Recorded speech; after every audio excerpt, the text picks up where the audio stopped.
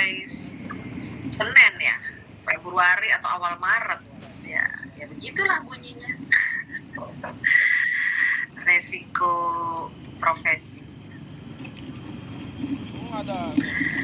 Oke, udah ketampak belum selain saya? Sudah, Bu. Oke. Baik ya teman-teman, saya izin nggak pakai ini ya, nggak pakai kamera ya. Teman-teman silahkan kalau mau pasang kamera boleh, nggak apa-apa. Soalnya tadi saya cobain nih, dari tadi juga pakai Zoom itu pasti hilang timbul gitu.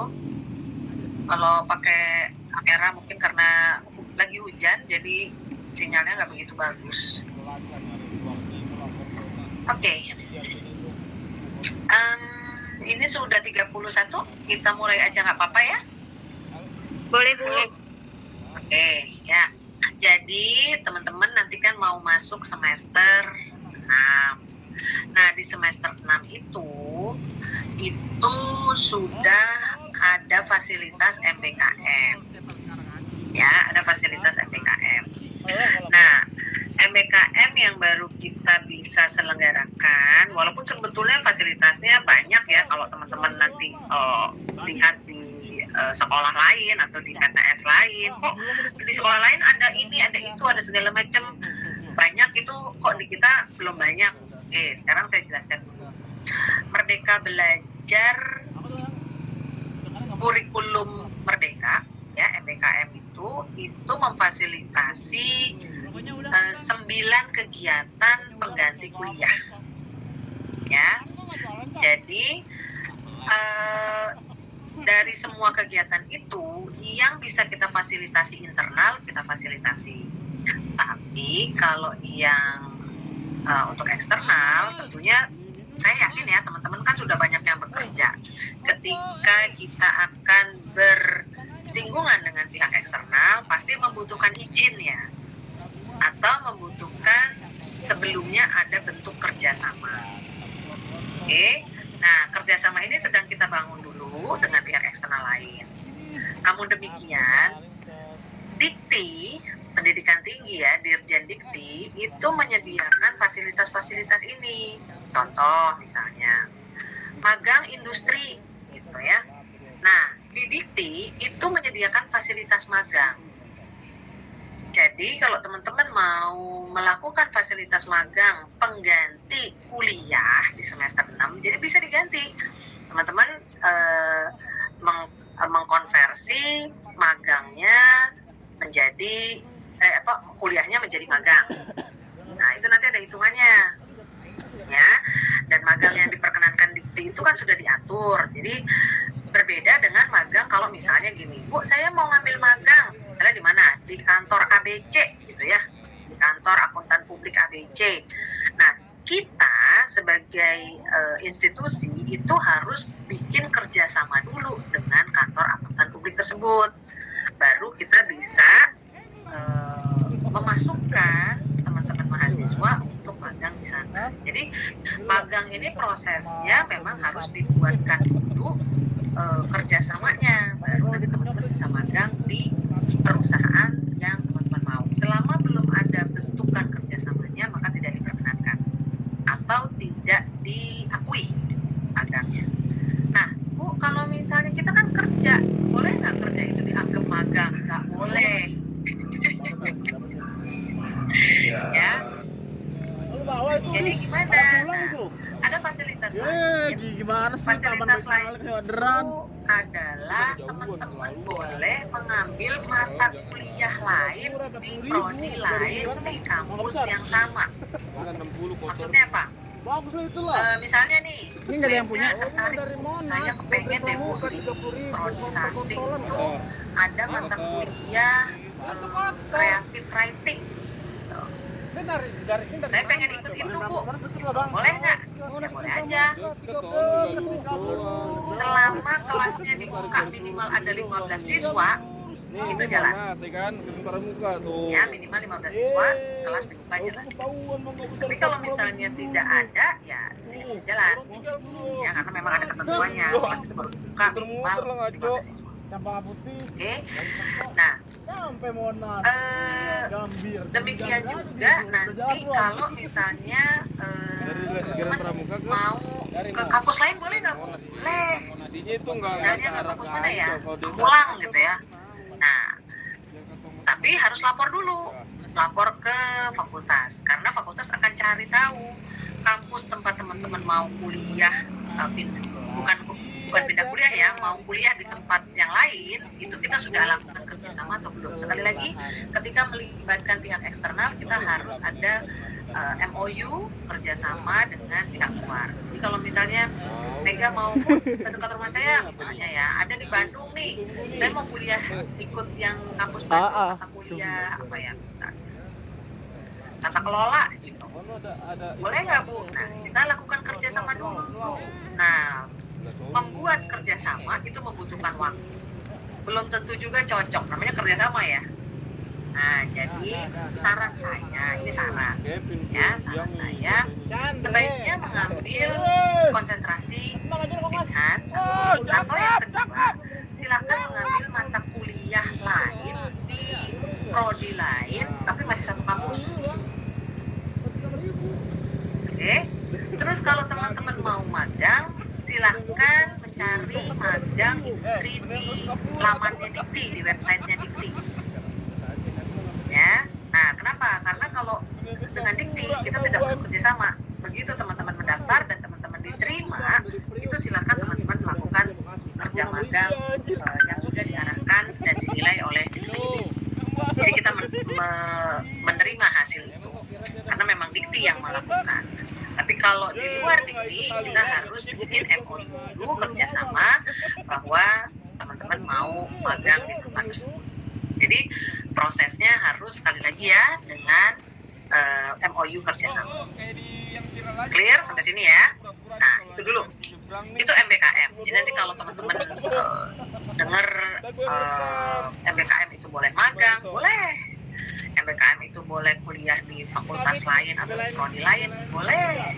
Prodi apa Bu? Apa aja. Jadi ceritanya begini. Kenapa kok ada kurikulum MBKM?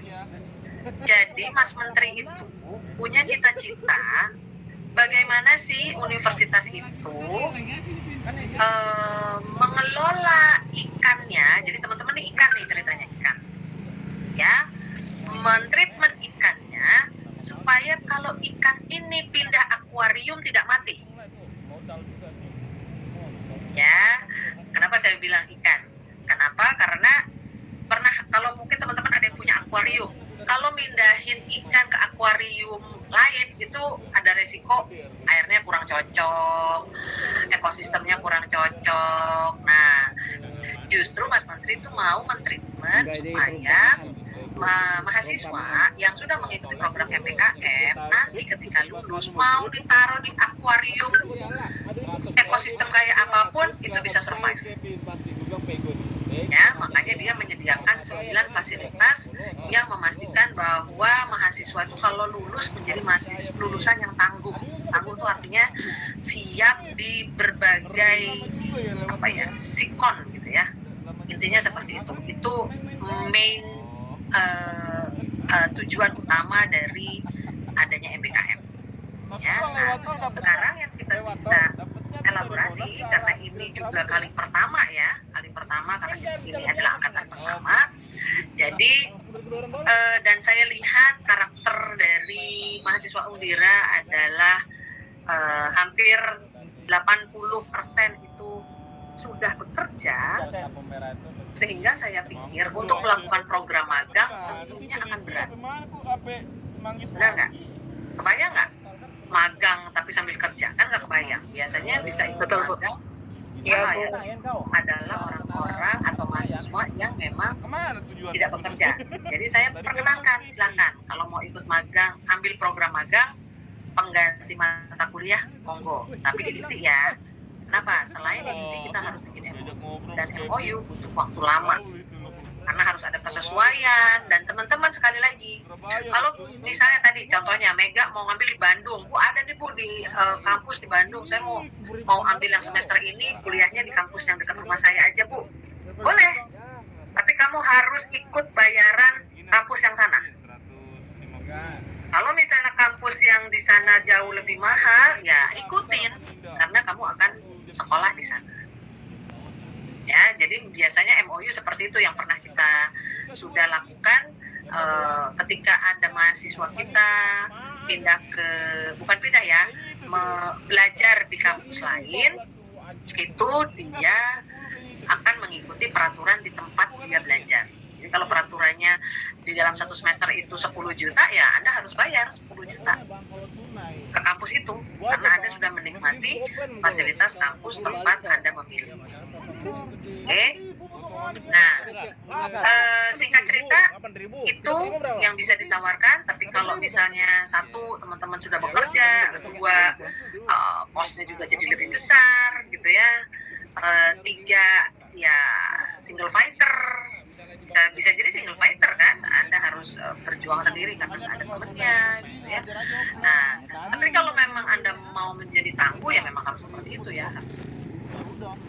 Oke? Nah, kita juga menyediakan fasilitas ini.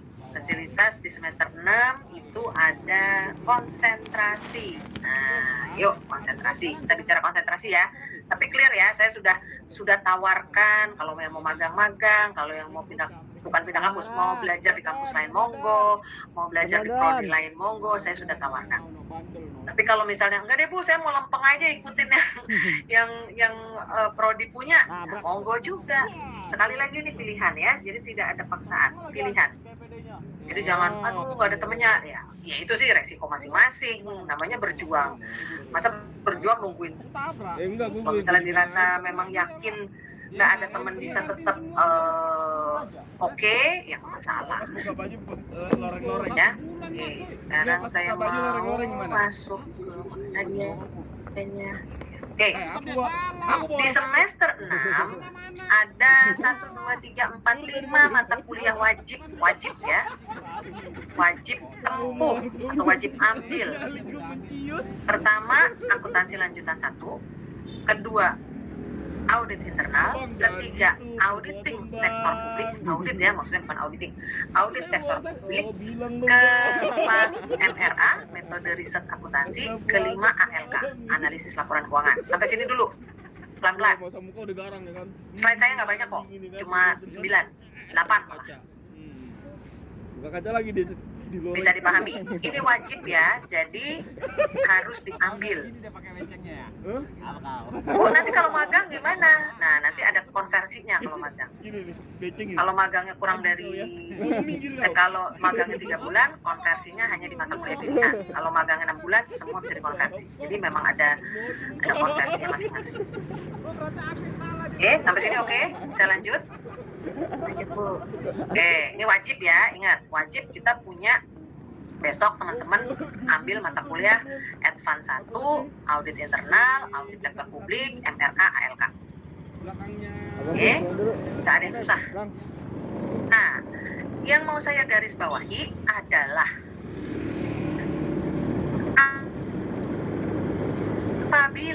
apabila ini garis bawah bold, hurufnya dimerahin. Bila di sini saya merahin deh. Ya, di sini adalah prasyarat teman-teman minimal harus dapat B. Tolong dicatat. B minus nggak boleh, B ya. Oke, harus dapat B minimal. Kok harus minimal buat apa Bu? Nah, ini adalah mata kuliah prasyarat nanti saat teman-teman mau ujian skripsi. Jadi kalau semester depan itu MRA-nya tidak dapat minimal B, Anda harus ujian skripsi. Loh, Bu, ujian skripsi?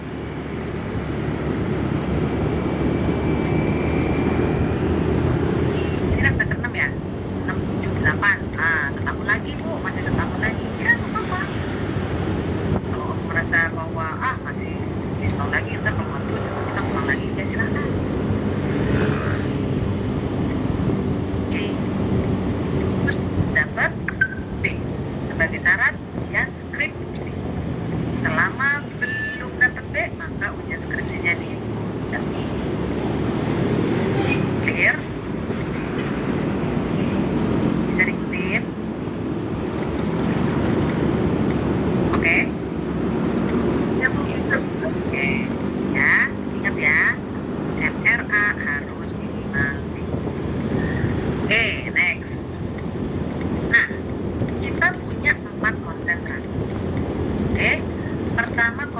konsentrasi admin nih, akuntansi manajemen. Kedua, kita punya konsentrasi akuntansi sektor publik atau sektor pemerintahan, ASP. Oke. Yang ketiga, konsentrasi audit. Yang keempat, konsentrasi perpajakan. Oke, bisa diikutin. Ada 4. Oh, cuma ada 4? Yes, ada 4. Karena yang ada di dalam kurikulum yang disahkan oleh Pak Rektor itu akuntansi punya 4 konsentrasi. Admin, ASP, ini admin, ASP, audit, dan perpajakan. Ya, kita kulitin teman-teman admin supaya teman-teman kenalan. Di admin belajar apa sih? Ya, di admin belajar apa sih? Tadi kan teman-teman punya ini ya, punya 5. 1, 2, 3, 4, 5. 5 ini kamu mau milih admin, mau milih ASP, mau milih audit, mau milih apa lagi tadi satu lagi? Pajak, tetap harus ikut yang 5 ini. Nanti konsentrasinya pilih. Nah, di sini kalau teman-teman pilih admin, pilihan satunya ya, itu teman-teman harus ikut mata kuliah corporate. Ya, harus ikut corporate governance.